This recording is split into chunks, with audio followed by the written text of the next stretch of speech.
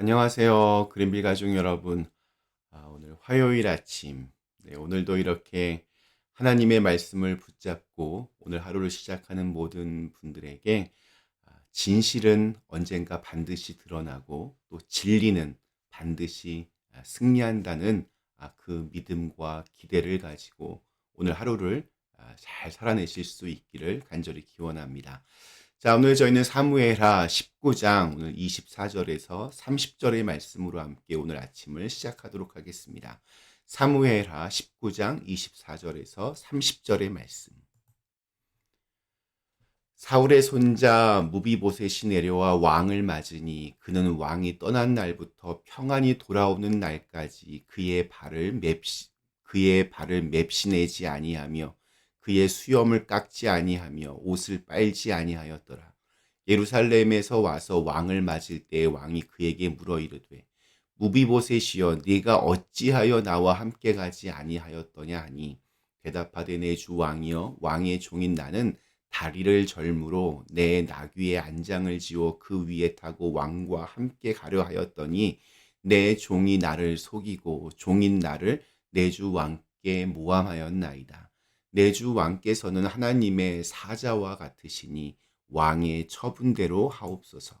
내 아버지의 온 집이 내 주 왕 앞에서는 다만 죽을 사람이 되지 아니하였나이까.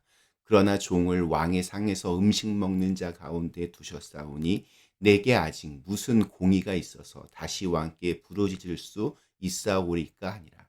왕이 그에게 이르되 내가 어찌하여 또 내 일을 말하느냐. 내가 이르노니 너는 시바와 밭을 나누라 하니 무비보셋이 왕께 아뢰되 내 주 왕께서 평안히 왕궁에 돌아오시게 되었으니 그로 그 전부를 차지하게 하옵소서 하니라. 아멘. 네, 우리 지난 토요일 우리는 요단강 앞에서 다윗을 맞이하던 두 명을 살펴보았습니다. 기회주의자인 시므이와 간사한 시바. 저마다 뭔가 이렇게 찔리는 게 있어서 누구보다 먼저 다윗 앞에 나와 머리를 조아렸습니다. 다윗은 그들을 처벌하지 않았습니다. 하나님이 세우신 왕으로서 그에 걸맞는 사명을 먼저 생각했기 때문입니다. 그래서 통 크게 그들을 용서합니다.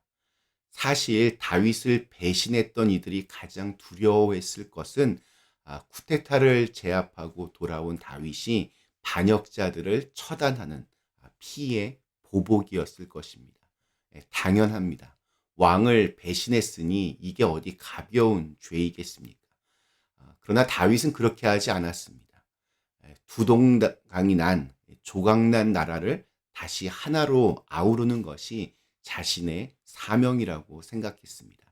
그래서 두려움에 떨고 있던 이들을 품어내려고 다윗은 애를 썼습니다.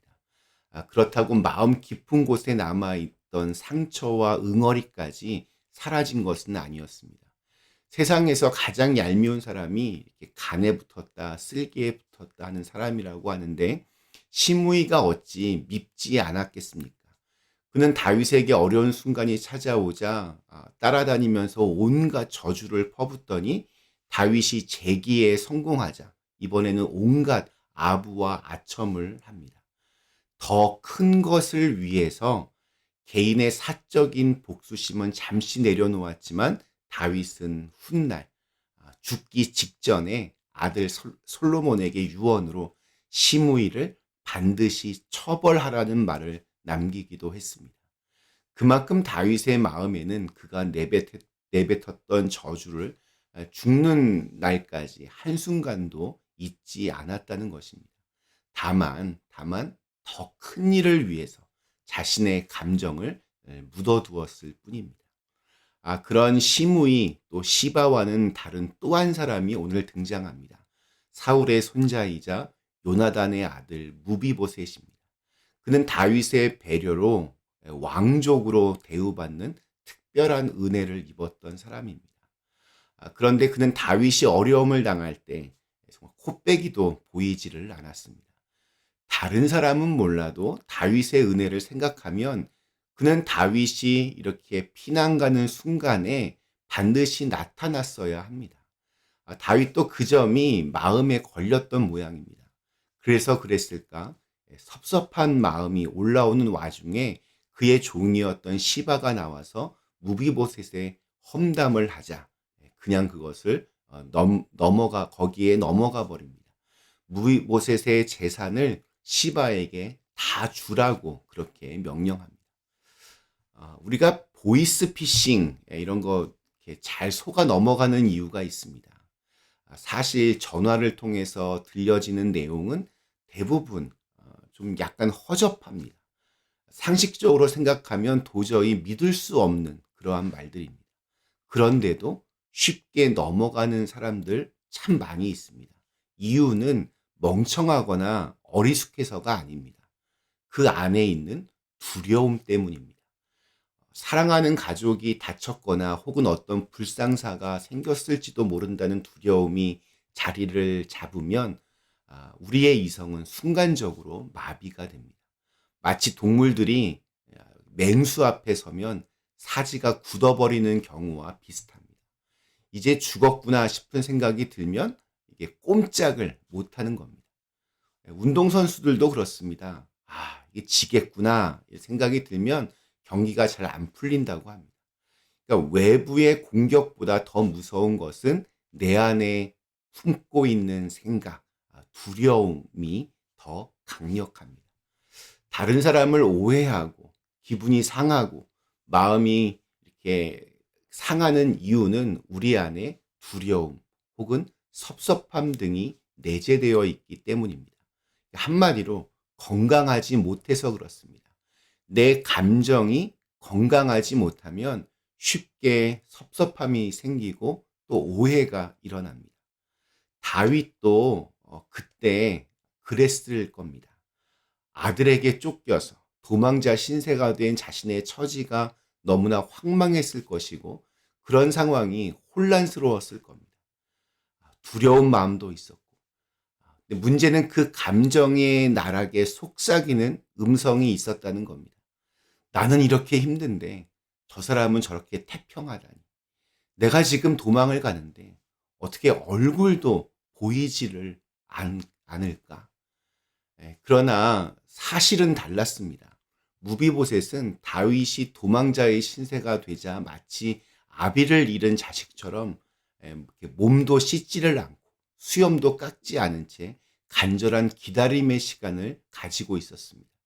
그런 무비보셋의 마음을 다윗은 전혀 알지를 못했습니다. 오히려 오해하고 있었습니다. 그래서 어떤 판단, 결정은 내가 건강할 때, 나의 감정이 평안할 때, 그때 해야 안전한 법입니다. 자, 그래도 다윗을 좀 칭찬하고픈 대목이 오늘 있습니다. 그것은 무비보셋에게 왜 그때 나오지 않았는지 솔직하게 물었다는 점입니다. 물론 다윗은 오해하고 있었습니다. 이 질문에는 원망과 책망이 담겨 있기도 합니다. 그럼에도 불구하고 이 질문에 우리가 칭찬을 할 수 있는 이유는 묻지도 따지지도 않고 자기가 한 오해로 모든 결정을 그렇게 내리지 않았기 때문입니다. 다윗의 이 용기 있는 이 질문, 솔직한 질문은 화해의 시작이 됩니다. 어쩌면 자기가 틀렸을 수도 있다는 것을 드러내는 용기이기도 합니다. 무비보셋은 자기의 종 시바가 자기를 속여서 다윗을 따라가지 못했다고 대답합니다. 그는 다윗을 향해서 하나님의 사자와 같다라고 했는데 이 말은 다윗이 모든 것을 공정하고 정확하게 판결할 것을 기대한다는 뜻이 담겨져 있습니다. 그것은 자기가 빼앗긴 재산을 되찾고 싶은 욕심으로 하는 말이 아닙니다. 자기가 다윗 왕의 은혜를 저버리지 않았다는 그 결백함을 보이고 싶다는 것입니다. 우리 그 다음에 봐도 그는 재산에 전혀 관심이 없습니다. 그저 이 자신의 무죄가 입증되면 신의를 내가 저버리지 않았다는 것을 다윗이 알면 그냥 그것만으로도 감사하고 또 설령 그러지 않아도 감사하는 하다는 그러한 태도였습니다. 심지어 재산을 시바와 50대 50으로 나누라는 다소 억울한 판결에도 그는 지금까지의 은혜만으로도 충분하다고 이의를 제기하지 않습니다. 세상에는 돈보다 더 중요한 것이 있습니다. 다윗과 무비보셋은 서로에 대한 어떤 그런 믿음과 신의를 회복하는 것처럼 보입니다. 오해가 풀렸습니다. 둘에게는 아마도 가장 값진 선물이 아니었을까 생각이 듭니다. 오늘 우리에게 주신 하루, 오해가 풀어지고 또 막힌 담이 허물어지는 그런 귀한 은혜가 있기를 간절히 기원합니다. 잠시 함께 기도하시겠습니다. 사랑의 하나님, 다윗과 무비보셋 오해가 풀렸고 또 서로에 대한 믿음도 다시 회복이 되는 것 같습니다. 진실은 반드시 드러납니다. 그러한 마음을 가지고 용기 있는 그러한 질문과 또 태도가 우리 안에 회복되게 하여 주시옵소서. 예수님의 이름으로 간절히 기도드리옵나이다. 아멘.